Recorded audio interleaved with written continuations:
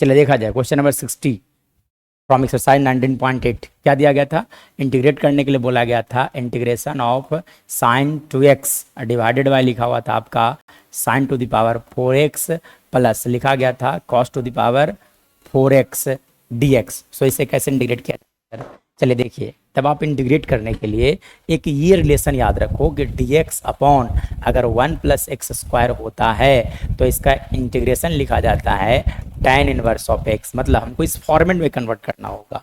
तब इस फॉर्मेट में कन्वर्ट करने के लिए आप क्या करो कि इन सारी टर्म को cos टू द पावर 4 से डिवाइड कर दो। मतलब मैं क्या करता हूँ कि डिवाइड करता हूँ न्यूमिनेटर और डिनोमिनेटर दोनों को cos to the power 4x by 2 से। ठीक है, तो dividing numerator and denominator both by, है ना, both by cos to the power 4x। तो मैं डिवाइड करता हूँ तो यहाँ लिखा जा सकता है dividing numerator and denominator and denominator by cos to the power 4x। चलिए जब आप डिवाइड करोगे तो यहाँ लिखा जाएगा, है ना, सबसे पहली बात साइन, है ना, यहाँ पे लिख दीजिए आप sine two x divided by, मैं यहाँ लिख देता हूँ cos to the power 4 divided by, यहाँ पर लिखा जाएगा आपका sine to the power 4x divided by आप लिख सकते हो cos to the power 4x अब plus cos to the power 4x divided by cos to the power 4x dx लिखा जा सकता है। चलिए अब फर्दर मैं बात करूँ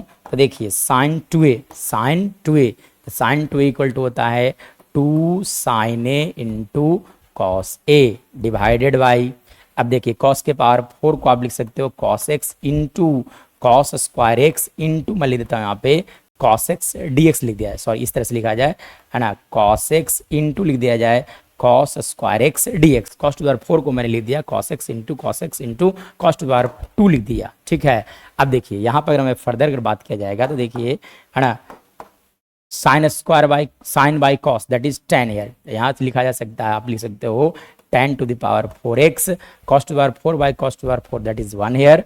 ठीक है, चलिए अब फर्दर अगर मैं बात करूँ तो यहाँ से देखिए जो सेम टर्म है उसे काट लिया जाए। ठीक है, तो देखिए cos x से cos x कट जाएंगे, साइन बाई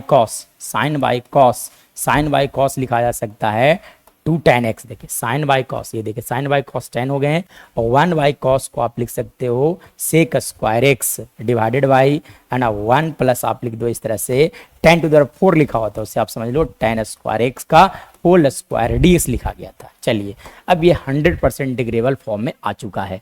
अब चलिए देखिए इस फार्मूले को अगर आप याद करोगे तो, है ना, अभी मैं बता रहा था dx अपॉन लिखा हुआ है 1 प्लस एक्स स्क्वायर, तो इसका इंटीग्रेशन लिखा जाता है tan inverse of x plus C. लेकिन कब, जब x का डिफरेंशिएशन ऊपर में मल्टीप्लाई होना चाहिए तब लिखा जाता है। ठीक है, चलिए तब आप क्या करो कि यहाँ से x से ऊपर कौन लिखा गया tan स्क्वायर x, अब tan स्क्वायर x का डिफरेंशिएशन ऊपर सेट किया जाए, मतलब अब आप क्या करोगे डिफरेंशिएट कर लोगे tan स्क्वायर x को x के रिस्पेक्ट में।